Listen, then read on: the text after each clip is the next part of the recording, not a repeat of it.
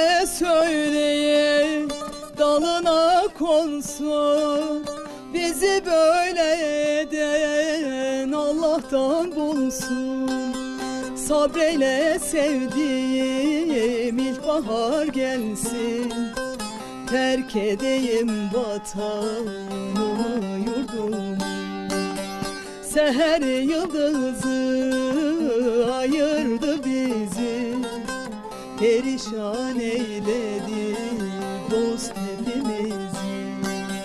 Seher yıldızı ayırdı bizi, perişan eyledi